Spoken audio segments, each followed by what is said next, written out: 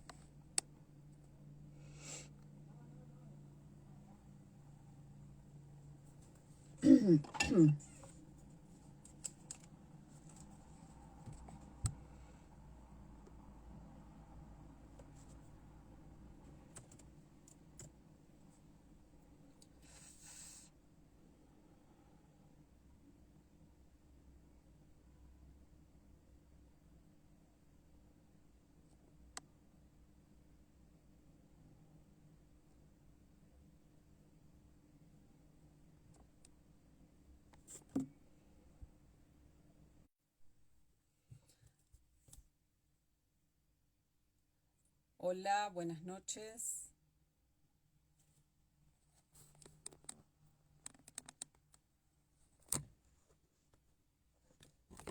Hola.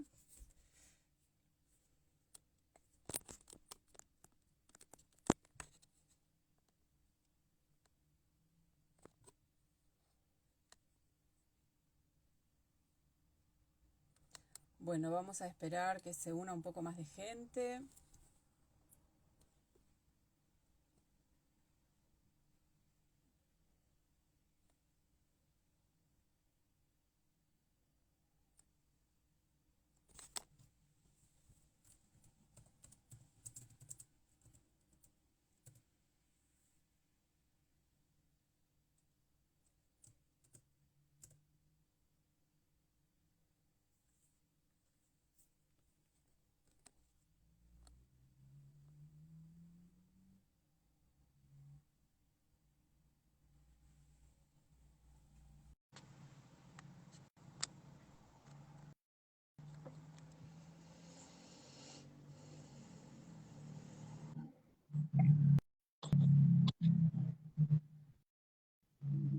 Hola, hola, ¿cómo va?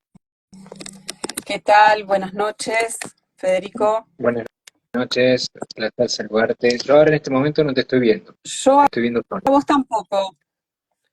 Yo no sé si me ven los que están allá del otro lado. Yo me estoy viendo, pero no te veo a vos. Claro, yo también te veo, me veo a mí, pero no te veo a vos. No sé qué puede Bueno, ser que esté pasando. igual si las otras personas lo están escuchando, podemos Sí, preguntar si tienen buen audio para que iniciemos. sí.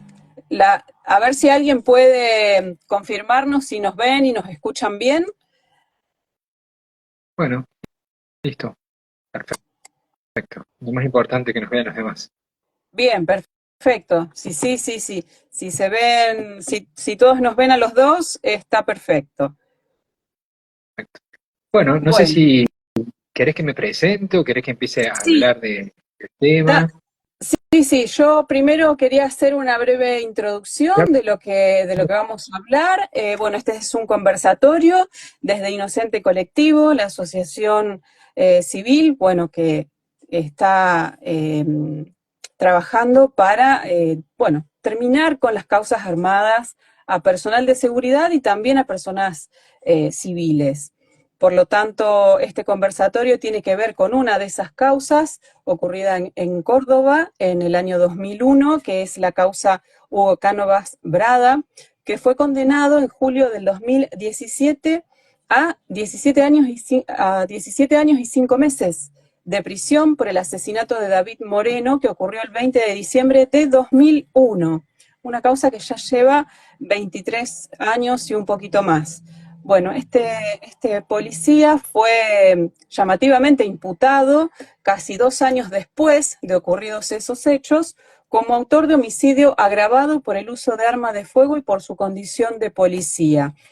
La fiscal en ese momento del caso había solicitado una pena de 16 años. Este efectivo policial estuvo detenido preventivamente por más de 4 años en 3 etapas distintas, con lo cual ya es llamativo, ¿no? La condena fue en el año 2017, con lo cual del 2001 al 2017 hay un tiempo bastante importante y la pregunta que queda es flotando en el aire y por ahí, no sé, intentaremos ver si encontramos la respuesta, es por qué transcurrió tanto tiempo eh, desde el momento del hecho hasta efectivizarse esta condena. Desde la Asociación Civil Inocente Colectivo se presentó se hizo una presentación de amicus curiae para solicitar la revisión de esta sentencia porque justamente existen nuevas pruebas que se han realizado y que estuvieron a cargo específicamente del doctor Federico Baudino, quien nos acompaña hoy en este conversatorio. Bueno, y ahora sí, Federico, te doy formalmente la bienvenida. bueno. Muchas gracias. También agradecerle y felicitarlo por su rol, buscar realmente que se haga justicia, no solamente en los casos que la sociedad pide condena, sino también para que haya una condena justa, que cada uno reciba lo que realmente realizó. Y también agradecer a todas las personas que están conectadas, que yo entiendo que también son personas que están buscando de que efectivamente la justicia trabaje como debería. Para mí es importante Ujú, este tipo de casos porque vos hiciste una introducción como diciendo causas armadas. Y yo exacto. creo que sí, que existen muchas causas armadas, pero me parece que tiene que ver también de visualizar el error judicial. ¿Cuándo hay un error judicial? Cuando la justicia comete un error de condenar, ni siquiera condenar simplemente, o sea, condenar es lo peor que puede pasar, pero privar de la libertad a una persona que no cometió un hecho delictivo. ¿Qué es lo que sucede cuando la justicia comete este tipo de errores? Yo creo que las causas armadas es uno de los puntos que nosotros tenemos que tener en cuenta y sabemos que la policía arma muchas causas. ¿Sí?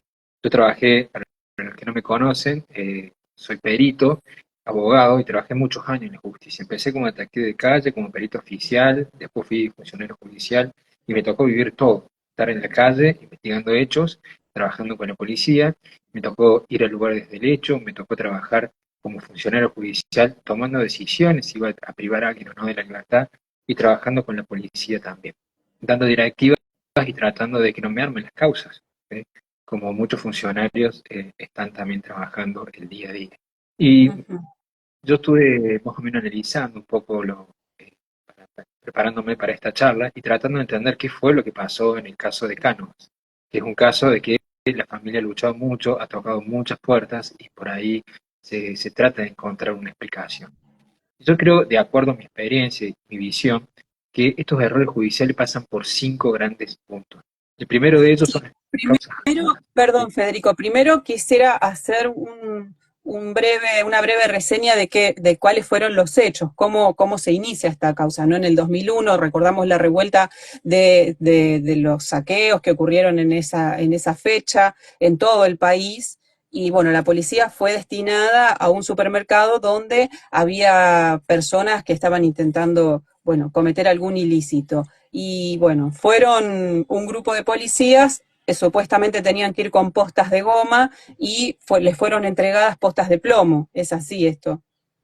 Exactamente. Sí, hay Bien, algunos policías con el desconocimiento total de cómo lo estaban, qué arma le estaban dando, se dejaron llevar simplemente por lo que le dio los superiores y realizaron los disparos pensando que eran balas de goma. claro. Pero acá más que nada uno de los puntos principales que se cuestiona en este caso es que hubo varios heridos en este intercambio de agresiones entre los manifestantes y la policía, y entre esos heridos hubo heridos de arma de fuego y también bueno, terminó la muerte de Moreno. El tema principal Sí. es que de donde estaba ubicado Cánovas no hay posibilidad de que haya impactado en la víctima.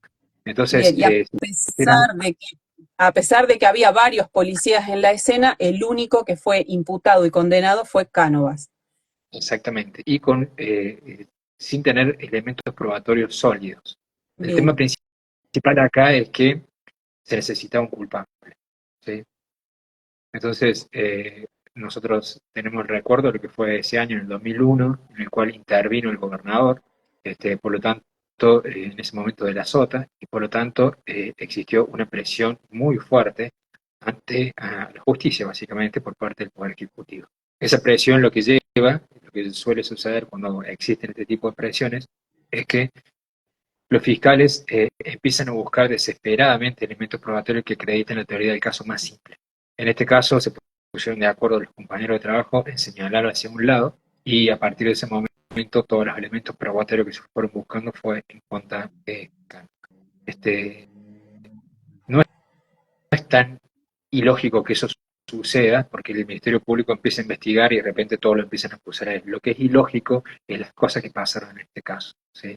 Que ya los voy a empezar a contar, pero sí me gustaría, antes de adentrarme en la injusticia que se vivió en este caso, desde el punto de vista procesal, desde el punto de vista pericial y por supuesto jurídico, me gustaría hacer un hincapié en cuando hay un error judicial y luego tocar, en este caso puntual, a mi modo de ver, cuáles fueron las circunstancias que se dieron para establecer que ese error judicial llegó por no solamente una causa armada, sino por también participación de los peritos y también por esa presión social. Entonces, a modo de introducción, me gustaría comentarles a aquellos que están del otro lado, es que las causas armadas, es decir, cuando la policía interviene para armar un hecho con prueba falsa, es algo netamente policial que lleva justamente al error del Ministerio Público Fiscal. A mí me ha pasado, como yo les decía, tener compañeros de trabajo, cuando estaba trabajando como detective de calle, policía judicial, en este caso policías, que hacían todo lo posible para cerrar un caso y para claro. eso buscaban testigos falsos, ¿sí?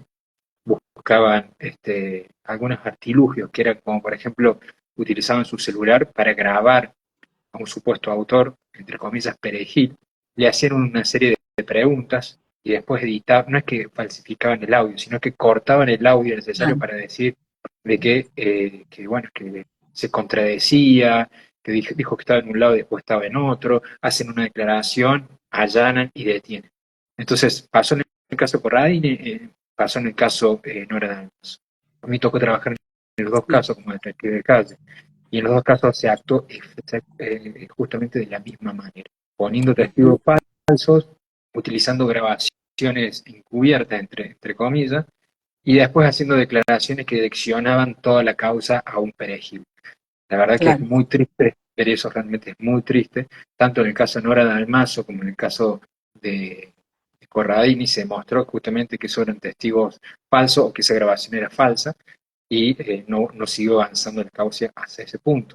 Pero me tocó claro, también trabajar como prosecretario letrado, como funcionario judicial y ver cómo los policías armaban las causas al punto tal de que yo le comentaba al fiscal, esto no puede ser como es, no puede ser que se dé como ellos están diciendo, necesitamos más pruebas, y a partir de todo esto terminaron en condenas de policías que armaban causas, como ya fue muy conocido en tribunales federales, la condena a los narcopolicías que le decían. ¿Qué quiero decir con esto? Muchas veces la policía interviene para direccionar la causa a un perejil. Cánovas era la persona que todos necesitaban señalar para cerrar la causa. Muchas veces cuando hay presión mediática y social, el Ministerio Público no puede decir, yo la verdad que no tengo elementos para culpar a nadie, ¿sí? Porque claro. se arma marchas, se arma presiones por parte del Poder Ejecutivo. Entonces, lamentablemente, ¿sí? Empiezan a tener menos rigor científico en las pruebas para direccionar la investigación hacia un supuesto autor y de repente dictan medidas privativas de la libertad sin tantos elementos probatorios como si lo necesitarían en otro caso. Entonces, Claro, ese sería el primer punto, que la sí, policía se puso de acuerdo para direccionar a un culpable y todo rondó hacia ese lugar, las declaraciones de todos los compañeros de trabajo. Otro de los puntos que suele haber en los errores judiciales, el primero son causas anónimas. El segundo, los famosos superperitos, aquellos peritos que van más allá de su experticia y que terminan concluyendo algunas circunstancias que no tienen conocimiento para poder llegar a esas conclusiones, como por ejemplo, un planimetra que habla de medicina forense. ¿Sí? De repente, una persona que no se formó y que no tiene experiencia en reconstrucciones conceptuales, porque es arquitecto, de repente está trabajando haciendo suposiciones que van más allá de su experticia. Eso es uno de los clásicos errores judiciales, que el fiscal se nutre de esa información porque lo dijo un perito oficial y a partir de que lo dice un perito oficial, lo utiliza justamente para avalar su teoría del claro. caso. Se Entonces, considera como válido. pero porque le sirve al fiscal. Y eso lo he visto Claro, muchas veces. O sea, ahí se necesita que los abogados estén despiertos, que pongan peritos de parte y que los peritos de parte cuestionen ese perito oficial. Pero no solamente que lo cuestionen luego de presentado el informe, que lo vaya charlando con ellos, como diciendo, si claro, vos llegas a decir esto, yo te lo voy a cuestionar por esto y esto. No puedes decir esto. Entonces ellos, en ese preciso momento, se dan cuenta que no pueden ir más allá de sus partes. Entonces, son puntos que nosotros tenemos que tener en cuenta. En este caso, pasó que un arquitecto se puso a hacer una reconstrucción conceptual de un hecho, de cómo podría haber estado posicionada la víctima, y yendo un poco más allá de su experticia, hablando de rastros de sangre sin tener conocimiento, hablando de medicina forense, sin hacer trabajo interdisciplinario con los especiales. Yo fui el creador de la Oficina de Reconstrucción Virtual de Policía Judicial. A partir de sí. esas técnicas, lo que nosotros hacemos es reunir a los expertos y hacemos reuniones interdisciplinarias para que cada experto trabaje en esa reconstrucción conceptual. En este caso no pasó. En este caso, gente de un gabinete que no están especializados en la temática se ponen a concluir yendo más allá de su expertise.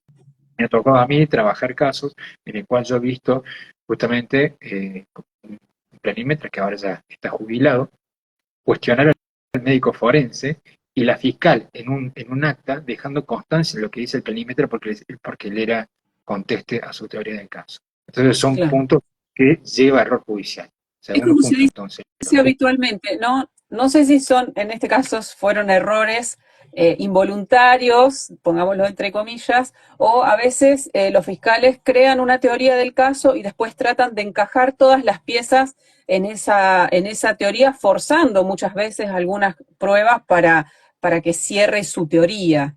Sí, pero hay un Y no tema al muy revés, como debatido. debiera ser. Hay ¿Cómo? un tema muy debatido. Mm, Yo por lo general, los que me han escuchado en charlas, ¿sí? Yo suelo defender a los fiscales. Porque yo les digo, cuando se enojan con el fiscal, yo les digo, a ver, el fiscal es el órgano acusatorio, es como que yo me enoje con el abogado porque está defendiendo. El que tiene que ponerse los pantalones es el juez de control. El juez de control Sí. tiene que decir, no fiscal, esos elementos probatorios para la prisión preventiva no son suficientes. Ujú. El fiscal hace su rol, pero ¿hasta qué punto tiene que acusar? Yo como fiscal no me voy a dejar llevar, no voy a permitir nunca que un perito oficial vaya más allá de su expertise. Nunca lo voy a permitir. Entonces, ¿hasta qué punto está bien que los peritos oficiales vayan eh, de la mano con el fiscal? Porque al final de cuentas son imparciales, pero son los que hablan con el fiscal en tirar el lugar del hecho, lo que el fiscal le cuenta su teoría del caso, lo que ellos se empiezan a empapar del caso antes de empezar a trabajar, entonces están perdiendo su imparcialidad. Nosotros en Argentina, a diferencia de otros países, no estamos formados para cuidar la imparcialidad de los peritos. Por ejemplo, no sé, en Inglaterra o en España, está prohibido que el fiscal hable directamente con el perito oficial, porque lo va a contaminar su independencia. Entonces el fiscal lo que va a hacer es hablar con el jefe del perito oficial para preguntarle cuáles son las pericias, cuáles son los puntos periciales, cosas de que no lo contamine. Y si va a hablar con el perito oficial, tiene que estar el abogado defensor, porque si no termina siendo el perito de la fiscalía y se empiezan, los márgenes de errores se incrementan. Hay montones de estudios que hizo el FBI justamente viendo cómo se elevan los márgenes de error cuando se contamina la imparcialidad de los peritos oficiales. En el caso Cano pasó de todo. ¿Sí? ¿Cómo se armó la causa? Digamos, ¿cómo llegó a estar imputado? ¿Cuáles fueron las pruebas que se presentaron en ese momento y que fueron avaladas para la condena? Digamos, y que después, bueno, con los distintos estudios que vos hiciste, pudieron comprobar que no era así. Mira, empezaron con las declaraciones testimoniales de los compañeros policías, ¿sí? Que inicialmente no estuvieron, pero después cuando tuvieron que buscar un culpable, eso influyó mucho en que el Ministerio Público vaya directo hacia ahí. El principal problema fueron las pericias que marcaron de que tanto balística, medicina forense, análisis de rastro de sangre, de que el disparo habría venido de donde estuvo Canoas, ¿sí? Siendo que hubo una gran cantidad de inconsistencias en las declaraciones testimoniales que en el momento que él estaba ahí, estaba aprendiendo a un supuesto autor, así que no podría haber disparado. Pero supongamos que él estaba en ese lugar. Los rastros de sangre no daban en 1 millón de años de que él esté posicionado ahí para que el disparo haya sido recto. Entonces, ¿qué pasó? Cuando hicieron la reconstrucción del hecho se dieron cuenta de que no pasaba esto, entonces tuvieron que hacer una modificación y en planimetría modificaron la ubicación del rastro de sangre, entendiendo de que, bueno, de que un testigo en la reconstrucción del hecho había dicho que estaba en este lugar. Es algo que yo no había visto nunca en la vida, nunca en la Claro. historia había visto de mi 24 años como vinculado a la investigación criminal, había visto que modifiquen prueba técnica objetiva legalmente incorporada a partir de los dichos de un testigo. Entonces, una vez que modificaron los rastros de sangre, empezaron a analizar y dijeron, bueno, de acuerdo a esta reconstrucción de los hechos, balística, medicina forense, rastro de sangre, el disparo tendría que haber venido desde ahí, desde ese lugar estaba acá. Eso fue básicamente la inconsistencia, pero yo quiero seguir desarrollando y ya voy a volver de vuelta a ese tema porque Sí, en realidad hay algunas cosas que nosotros tenemos que tener en claro. Nosotros tenemos que tener un cierto rigor científico para incorporar determinados elementos probatorios en el proceso penal. Y cuando no tenemos ese rigor científico, nosotros no podemos incorporarlo. En este caso se dio de que había una falta de cientificidad en su trabajo. ¿Sí? ¿Por qué? Porque hicieron dibujos a mano alzada, no fueron reuniones interdisciplinarias y no trabajaron con la tecnología necesaria para hacer un relevamiento del lugar del hecho y establecer la posición de víctima y victimario como sí se hace ahora. Entonces, yo empezaba con las 5 circunstancias que llevan a errores judiciales. La primera, causas armadas. ¿Sí? En este sí. caso, todos los policías yendo en contra de una sola persona, pero porque se pusieron de acuerdo. Ujú. Segundo, superperitos, peritos que van más allá de sus expertise. Sí, Tercero, falta de cientificidad en las conclusiones periciales.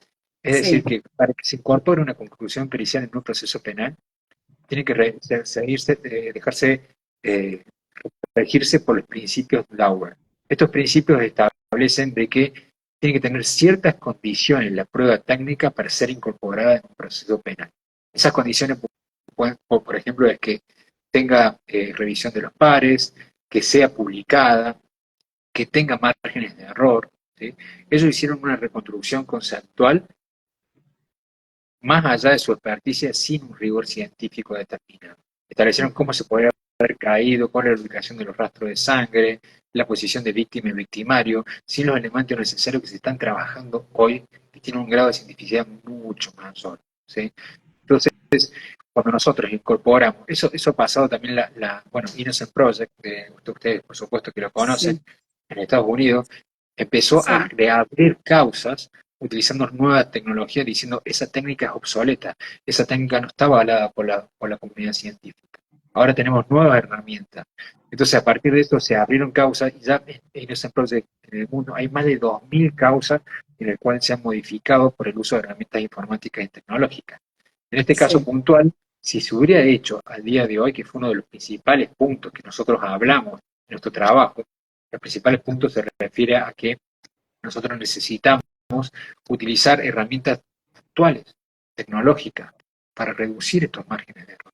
Entonces, Ujú. si nosotros tenemos una planimetría hecha a ojo, a ojímetro que le dicen, o con los odómetros, que cuando vas caminando con esa ruedita, cuando sube Sí, y baja, ya cambia la medida y ellos te lo marcan, nunca te analizan la altimetría, te lo marcan todo plano, entonces los márgenes de error son extremadamente altos.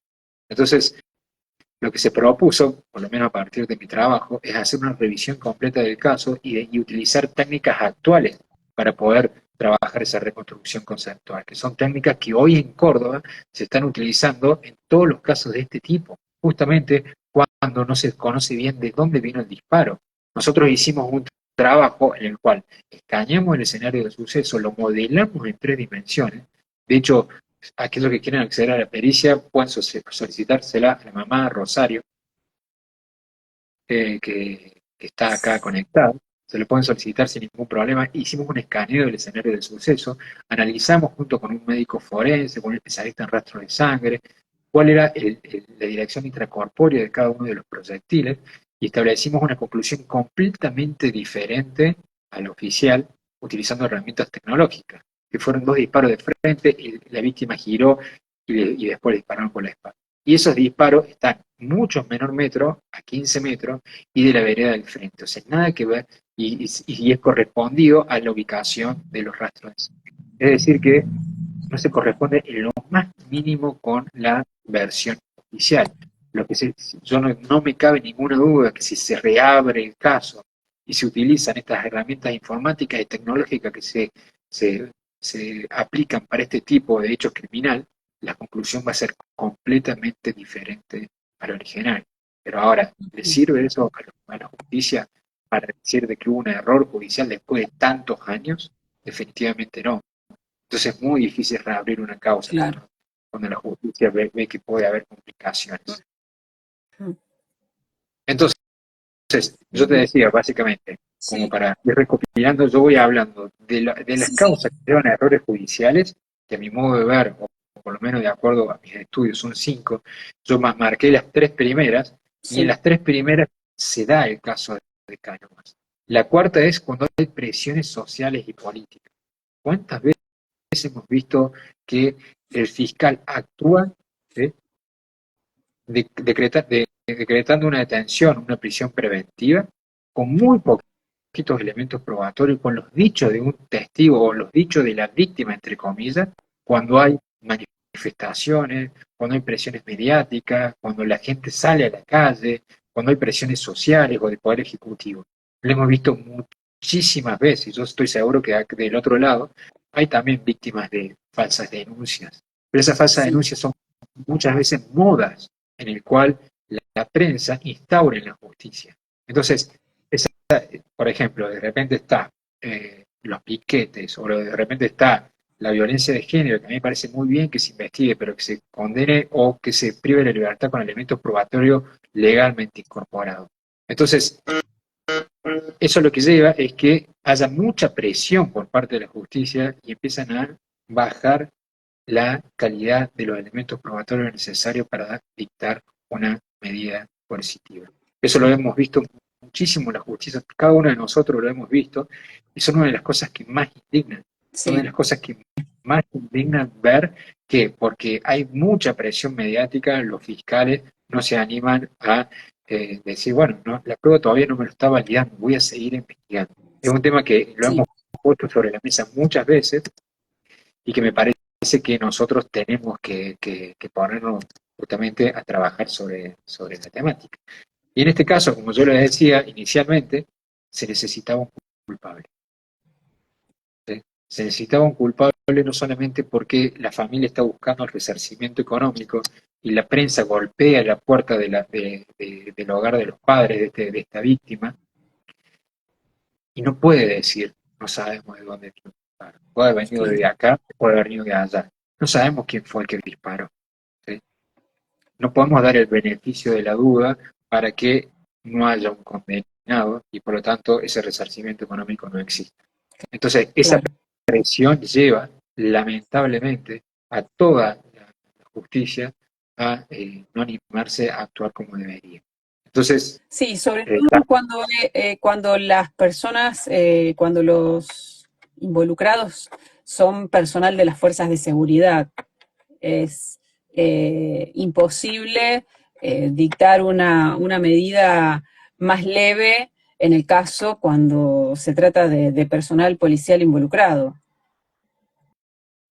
y también son modas, como yo decía. Por ejemplo, a mí me tocó trabajar hace poquito, luego de la causa de Blas Correa, en Córdoba, Sí, sí, eh, y que se instauró el tema del gatillo fácil. Desde el punto de vista que el Tribunal Superior de Justicia empezó a dar exigencia a los fiscales de cómo investigar estos hechos de gatillo fácil.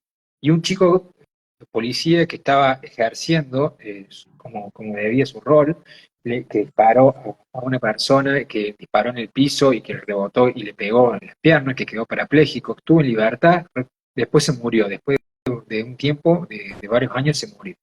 El Tribunal Superior de Justicia agarró, bajó la causa diciendo hagan un juicio por homicidio, ¿sí? Pero porque estaba de moda el tema de gatillo fácil. No me cabe sí, ninguna duda que 10 años atrás nunca hubiera hecho eso el Tribunal Superior de Justicia. claro. Y el fiscal pidió cadena perpetua a una Mm, persona que estaba cumpliendo su rol.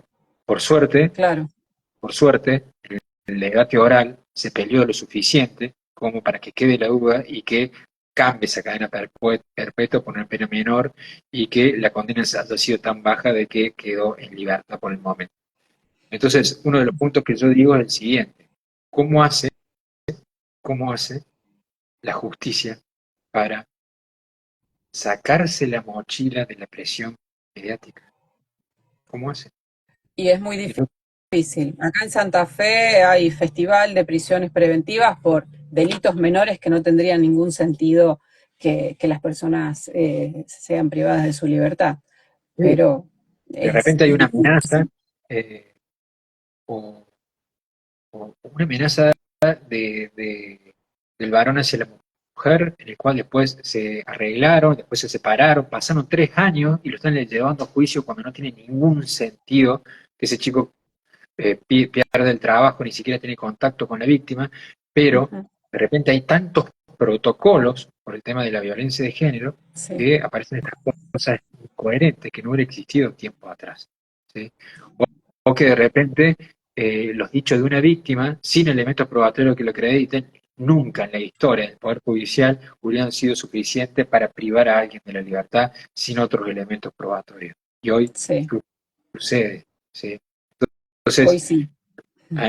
yo tengo una visión muy acusadora. Los que me conocen eh, saben cómo es mi forma de trabajar, cómo toda mi vida trabajando en el Ministerio Público Fiscal, investigando en la calle, trabajando como perito oficial, trabajando como funcionario, con una visión muy acusadora, ¿sí? Pero cuando no se puede seguir adelante con una causa, yo era el primero que hace un paso al costado, ¿sí?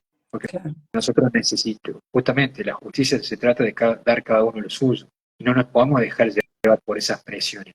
Entonces yo digo, ¿cómo nosotros podemos sacarnos esta mochila? ¿Cómo la justicia puede sacarse esta mochila no teniendo miedo a los juicios políticos? ¿Sí?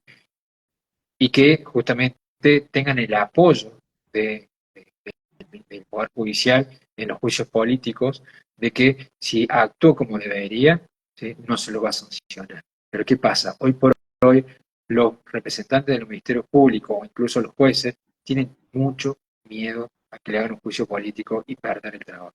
Entonces para ellos Ujú. es mucho más fácil hacerlo o actuar como la sociedad está pidiendo. Son Claro. cuestiones que, bueno, por supuesto que no son todos, ¿eh? No quiero generalizar como que todos los que trabajan de esa manera. Yo conozco fiscales que me saco el sombrero, que para mí es un placer trabajar con ellos, que es un placer ir a ver los juicios orales, que no se dejan llevar por la presión, no se dejan llevar por la Ujú. presión, y son los fiscales que verdaderamente valen la pena, o los jueces, Claro. ¿sí? Me parece que bueno, viene por ambos lados. Entonces, Sí. yo hablaba recién de la falta de imparcialidad de los peritos oficiales que llevan a error, ¿sí? Esa Sí. falta de imparcialidad que llevan a error está vinculada, sucede en gran medida por las malas prácticas que tiene el Ministerio Público Fiscal. Malas prácticas que yo justamente he expuesto en algunos conversatorios. Estuve en un conversatorio de, en Buenos Aires que estaba vinculado a los rugbyers y Ujú. bueno, yo justamente en ese caso explicaba en qué hubiera cabido en la cabeza de que hubiéramos llegado a semejante condena si no hubiera la presión mediática y social. Sin Digo, duda. no, Sí. pero ellos son los culpables, miren lo que hicieron, sí, son los culpables, pero para cadena perpetua se tiene que haber demostrado que eran actos preordenados, Ujú. ¿sí? Y la prueba no existió una prueba que lo acredite de esa manera. Pero claro, el fiscal es Claro. el mejor, el camino más sencillo, más fácil, el menos cuestionable porque la sociedad está presionando. Entonces, yo lo que decía, esa mala práctica de la pérdida de la imparcialidad, por ejemplo, en el caso de la Rapier, apareció todos los celulares secuestrados juntos en una bolsa con un papelito que decía el código para el desbloqueo de esos celulares. El perito oficial lo agarró, utilizó ese código y lo desbloqueó. Nunca se declaró eso. Quedó en exposición más adelante. Entonces, ¿qué pasa? Esa contaminación de que todo el mundo quiere hacer justicia y se pierde la imparcialidad de los peritos oficiales, hace que pasen estos errores judiciales que son extremadamente graves. Pero cuando nosotros Ujú. hablamos de la presión mediática y social, no hay una pérdida de imparcialidad, hay una pérdida de independencia del Ministerio Claro. Público Fiscal. La pérdida de independencia realmente hace mucho daño a la justicia, porque nosotros buscamos la división de poderes y cuando el Poder Ejecutivo presiona, hay una pérdida de independencia por parte del Ministerio Público Fiscal y luego del Poder Judicial. Entonces, lleva también a que pasen irregularidades y que haya errores judiciales y condena de personas inocentes, como yo entiendo que pasó en este caso con Carlos. Claro. Y lo Y acá, que teniendo en cuenta que si hay un inocente preso y condenado, hay un culpable que está libre e impune.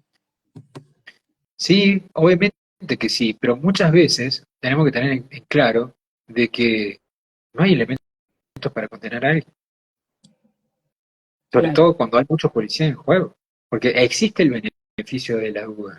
Entonces, si no se sabe de dónde vino el disparo, si no sabe cómo fue el acto, ¿por qué tenemos que estar pensando? ¿Sí? Ahí, ahí, pero bueno, bueno, no me quiero salir del tema. Eh, Sí. uno de los puntos que yo me refería es, sí, puede haber un culpable en libertad, ¿sí? Pero muchas veces no tenemos elementos para condenar a alguien. Y eso es una forma de hacer justicia también. Que si no sabemos de dónde viene el disparo, seamos claros y digamos, sí, puede haber venido acá, también puede haber venido acá, puede haber venido acá. El beneficio de la duda, no vamos a condenar a nadie. Y la Claro. sociedad lo tiene que entender de manera positiva. Con el caso de los rugby pasa eso. Cuando yo salgo de decir una pérdida de independencia del Poder Judicial, una pérdida de la imparcialidad por parte de los peritos oficiales y se llegó a una condena injusta por parte de los rugbyers, la gente dice, no, no, pero si fueron culpables. Yo no digo que no sean culpables, pero Claro. no como lo acredita, como lo solicitó el Ministerio Público Fiscal, la querella, y cómo lo való de esa manera el Poder Judicial. Entonces, eh, no, es que realmente a mi modo de ver, o parte de mi trabajo, es justamente que se haga la justicia como realmente debe ser. ¿Sí? Que los fiscales y los jueces sepan que tienen que cuidar su independencia y tienen que cuidar la imparcialidad de los peritos oficiales. Que no hay nadie que sea el dueño de la verdad, que uno la busca la verdad, pero también está la posibilidad de que no se encuentre y no está mal. Hay que Claro, educar a la sociedad en ese sí. sentido. Sí, sí, bueno, para no dejar sin respuesta a la persona que consultaba sobre la pena a los rugbyers, lo que entendí que estabas comentando es que la pena fue muy alta y no pudo probarse verdaderamente todos los supuestos de la acusación en relación al delito. Nadie dice que no lo cometieron, pero no en las condiciones en las que fueron presentadas por la acusación y por la cual los jueces avalaron, ¿no? Imagínense un homicidio en el cual no hubiera sido calificado, que estableció una cadena perpetua, que buscaron la alevosía, que buscaron que fue preordenado, y que le hubieran Claro, dado, por ejemplo, 6 años de prisión y a los dos salían en libertad, si no hubieran podido acreditar el calificante. ¿Qué hubiera hecho el pueblo? ¿Qué hubiera hecho la sociedad en ese claro, hubiese caso? La gente no se sido iba de terrible. vacaciones para estar esperando afuera del tribunal. ¿Qué Sí, hubiera sucedido? ¿Sí? Entonces, no hay ningún, o sea, incluso la sentencia no tiene sentido cuando uno se pone a leer y que dice de que cuando no fue preordenado, pero en el momento que empezaron a pegar, se pusieron todos de acuerdo para que sea un homicidio, justamente claro. para ser el calificante. Realmente Ujú. nadie encuentra un asidero desde ese punto de vista. Realmente es muy Claro, difícil entenderlo, pero claro, vuelvo a lo mismo, le dan 6 años de prisión, 8 años de prisión, 4 años pueden empezar a salir, ¿qué sucede con esto? sí, Entonces, vuelvo a lo mismo. Entonces, ya recopilando, en primer lugar, causas armadas, los peritos que van más allá de su expertise, la falta de cientificidad de las pruebas que incorporan, que está vinculado ujú, a los criterios Dauber, las presiones sí, mediáticas y sociales, y el último, cuando se trabaja con técnicas periciales obsoletas. ¿Cuántas sí, veces? Bueno, el Innocent Project fue el 100% de los errores judiciales, no el 100%, no me acuerdo el porcentaje, creo que 90%, si no me equivoco, eh, han sido por errores periciales, sí, pero fueron porque sí, utilizaron técnicas obsoletas. ¿Sí? claro, Entonces, si nosotros vamos adecuándonos con las técnicas modernas para reducir estos márgenes de errores, vamos a darnos cuenta de que si le incorporamos a la causa, vamos a tener menos posibilidades de errores judiciales. En el caso de Kahneman, 20 años atrás, se hizo lo que se pudo, se midió claro, como se pudo, se trabajó con los peritos como se pudo, se podía haber hecho recreaciones de posición de víctima victimario en 3D, no se hizo, se puede haber escaneado, hacer un escáner láser, no se hizo. Desde el punto de vista técnico pericial, al margen de todas las falencias y todo el direccionamiento injusto que hubo en la causa, la claro, prueba técnica, sí, la prueba técnica es obsoleta que se incorpora. Entonces, me parece que fue como lamentablemente y duele cuando uno trabaja en este tipo de casos, de decir qué difícil es poder trabajar para que se haga justicia cuando se da todo en contra de él. Los 5 puntos que yo estoy marcando que suelen llevar a errores judiciales se dieron en este caso. claro. Entonces, ¿cómo hace la familia? ¿Cómo hace todos aquellos que quieren luchar porque haya justicia para que lo escuchen? Es muy difícil cuando se dan estos 5 puntos de manera consecutiva. Entonces, si hubiéramos logrado, no sé si todavía hay posibilidad, yo sé que la familia sigue peleando, de que se reabra el caso, ¿sí? Yo no tengo dudas de que las conclusiones periciales van a ser diferentes con las tecnologías actuales. No me cabe Ujú. ningún. Entonces, es un camino y es una lucha que es difícil y ojalá que el esfuerzo que ha hecho su gente, la familia, sirva para otros casos. Yo sé que ellos piensan no solamente en Hugo, sino también en que se haga justicia por todas las personas que son inocentes, están privadas de la libertad. Sean con condena o todavía en proceso. Claro. ¿Y cuáles son puntualmente las pericias que vos realizaste para que se incorporan, digamos, con nuevas tecnologías para poder probar cómo ocurrieron verdaderamente los hechos. Mira, cuando nosotros empezamos a trabajar en el caso, lo primero que hacemos es tener prueba técnica objetiva del escenario del proceso. Cuestión de que en ese momento no se hizo, de hecho la planimetría se fue modificando con el tiempo, es algo que es insólito. Entonces, lo que hicimos fue trabajar con un dron y modelar el escenario del suceso en 2D, vista de planta, y en modelo tridimensional para poder posicionar víctima y victimario. Después se trabajó con software específico para establecer la recreación tridimensional, tanto con estructura física de Bucánovas y de Moreno, y se analizó con un médico forense exactamente el orificio de entrada, el orificio de salida y las conclusiones para establecer cómo era el direccionamiento de cada uno de los disparos y el trayecto intracorpóreo, para saber cuánto Ujú. de izquierda a derecha, cuánto de abajo hacia arriba, cuánto de adelante hacia atrás era en cada uno de esos disparos. Luego de teniendo toda esta información técnica objetiva, se analizó con un especialista de análisis de reconstrucción analítica de rastro de sangre y se hizo una recreación tridimensional estableciendo de dónde tendrían que haber venido los disparos en base a las heridas de la víctima, en base a la ubicación de la posición final.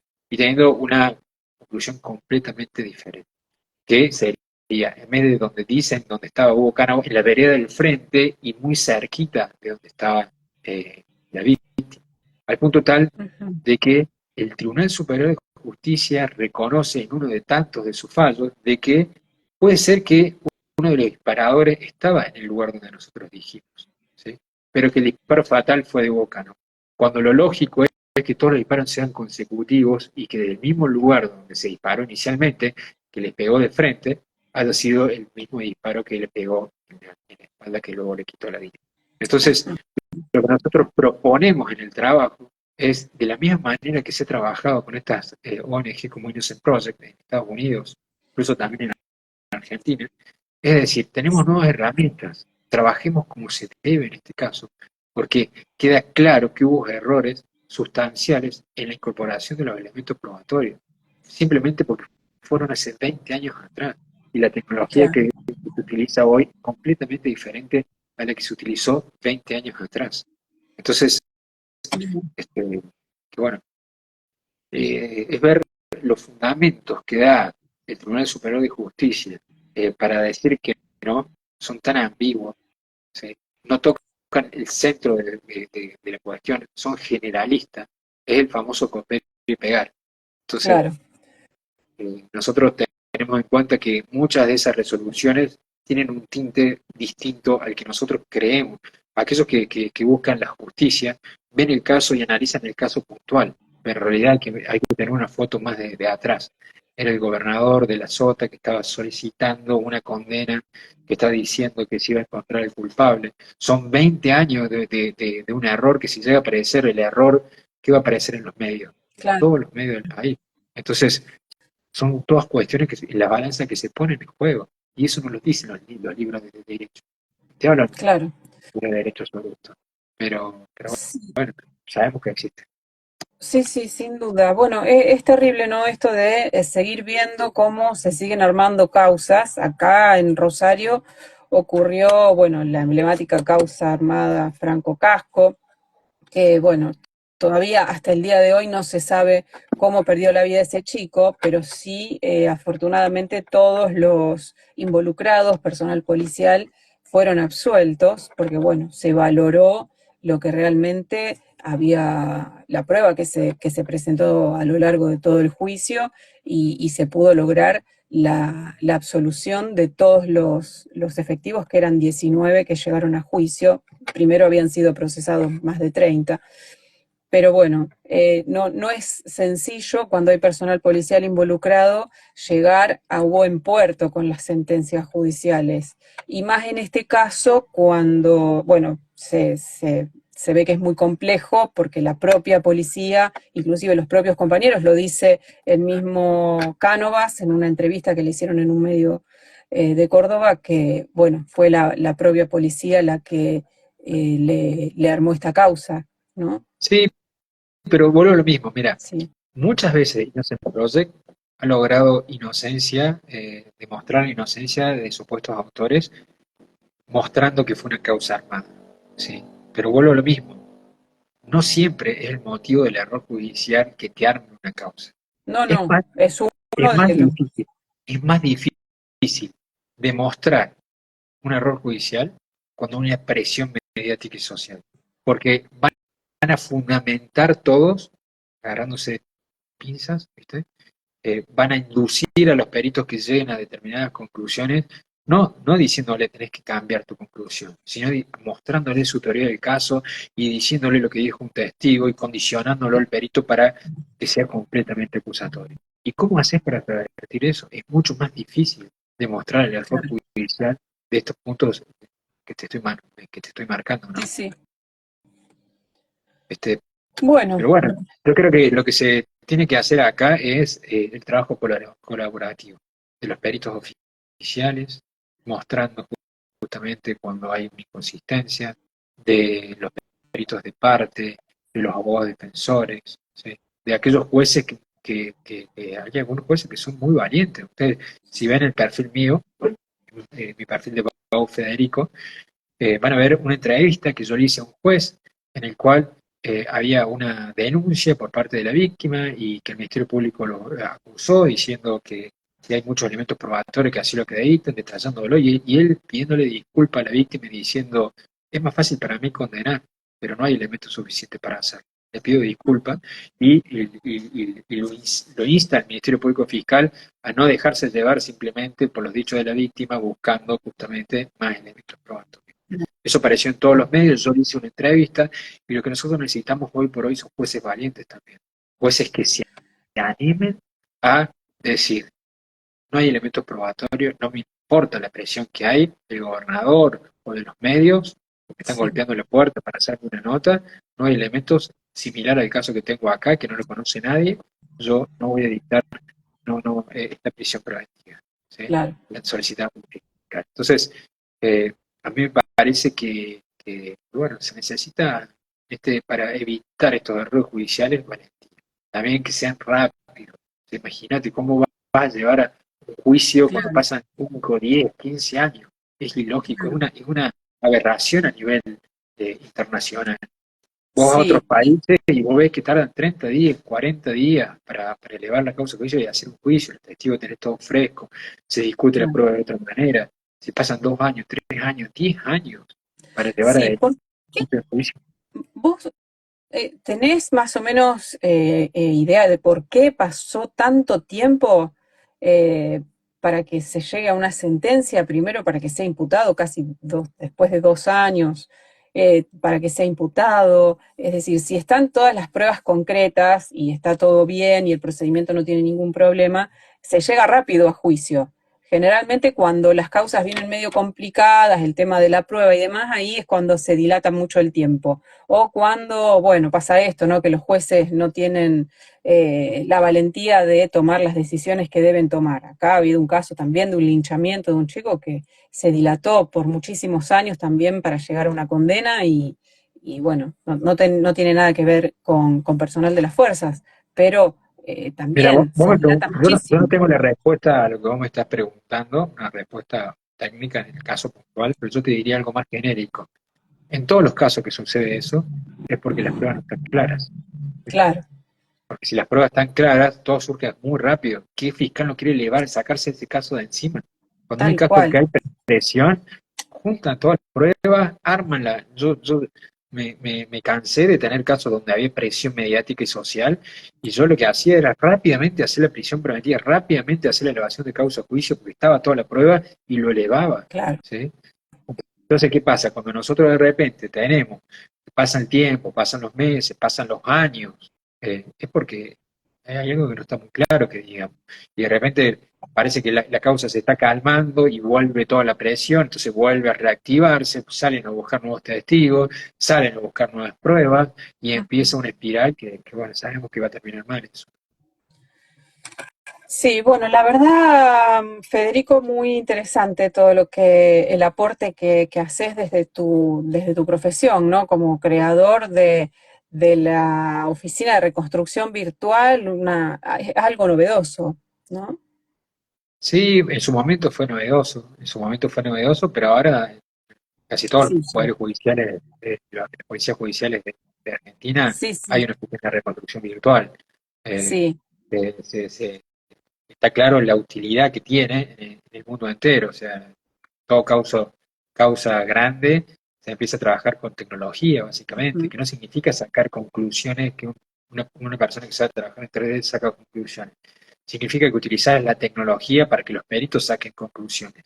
claro, Entonces, me parece que sí es importante bueno, que las causas se vayan ayornando al tiempo que existe. Y si hay dudas, como estuvo claro que Cánovas hubo dudas y que hubo inconsistencia terrible, como el cambio de la ubicación de los rastros de sangre en una planimetría mucho tiempo después, cosa que es muy difícil de entender. Cuando uno lo habla con los peritos, dicen, ¿por qué? claro, ¿Qué pasó? No, digo, fue a claro, partir de una operación una reconstrucción de un hecho, estaba el fiscal, vino uno de los testigos, dijo que estaba ahí, se analizó, dijo, no, hubo un error, lo modificó, cuando nosotros tenemos el registro fílmico que vemos claramente que estaba en el lugar original. Vos ves todas estas inconsistencias, por lo menos reabrir el caso para claro, que se investigue con las técnicas actuales, si sí, realmente hubo tantas dudas. Pero ¿por qué no se hace? Porque hay mucho en juego, ¿sí? Y los medios claro, periodísticos cumplen un rol. Ellos no son los culpables, los medios periodísticos, claro, porque los medios periodísticos hacen su trabajo. Es la sociedad que busca justamente eh, que pierde el norte, diciendo eh, perpetuo para todos, con sí, carteles, diciendo sí, que pero eso, piensan que va a haber. ahí no coincido con vos en el tema de los medios. Los medios son muy responsables de lo que la gente pide después y sale a pedirle a la justicia, porque fogonean bueno, las condenas mediáticas existen hace muchísimo tiempo y eh, desde los medios de comunicación se fogonea mucho y también se mete mucha presión para que conseguir la condena judicial en algunos casos. Pero Realmente los medios de comunicación tienen una gran responsabilidad en eso. Y yo, yo yo te soy digo, periodista y pero yo te soy digo muy algo, crítica. los periodistas venden lo que la sociedad quiere. Si vos te vas a México, Sí, cuando vos ves los diarios, vas a ver sensacionalismo. sí, ¿Sí? obviamente. Ese sensacionalismo en Argentina no funcionaría porque la gente no consume eso. ¿Sí? Ujú, La gente acá consume, ¿entendés? Decir que yo estoy del lado de los buenos y quiero la condena máxima para los demás. En Inglaterra, los periodistas son diferentes porque claro, consume eso la sociedad. sí, Entonces, ¿qué te quiero decir con eso? Que el periodista se adapta a lo que la sociedad le está pidiendo. sí, Acá sí, nosotros sí, estamos bien polarizados entre el bien y el mal. Entonces, sí, ve Doña Rosa dice, yo estoy de los buenos y entonces necesito la condena máxima. Entonces la sociedad vende eso y busca eso, porque la gente consume eso. Obviamente ujú, que hay medios periodísticos que se van de la línea y que ya no le importa y ya no le importa hacer daño. Pero por ejemplo en España, que son muy cautos, en España, el Tribunal Superior Español exige a los fiscales hablar con los abogados, el Ministerio Público. Le dan detalles del caso, cómo va avanzando. Acá no, acá dice no, no, secreto del sumario. sí, Entonces, ¿qué pasa? Salen los medios a buscarlo porque la sociedad le está pidiendo. sí, Y van, golpean puertas, se arma un desastre en los casos. sí, Se tergiversa la información, se contaminan los testigos, pero sí, ¿son culpables los medios periodísticos o que la estructura no le marca cómo deben informar a los medios, como está pasando en España? Entonces, yo creo que la cuota de responsabilidad está muy dividida en varios aspectos. Si nosotros no le pidiéramos a los medios esa información, ellos darían información diferente, como pasa en los distintos países, México o Inglaterra, como yo te daba el ejemplo. Lo cierto es claro, que hay que unirse a hacer como ustedes están haciendo, mostrando errores, eh, instando a la gente del Poder Judicial, porque hay gente del Poder Judicial que lo ve. Yo me junto con mis amigos funcionarios, con fiscales, con jueces, con, ujú, con- con funcionarios, y dice, yo no puedo decir esto, pero mirá la locura esta. Yo haría otra cosa, pero no quiero perder mi cargo. ¿Sí? claro, Entonces, sí. claro, no tiene respaldo, no hay un Hay respaldo. muchas cosas, muchos intereses en juego. Sí, se A necesita costa un de, a respaldo. lo mejor, que personas inocentes vayan presas, condenadas.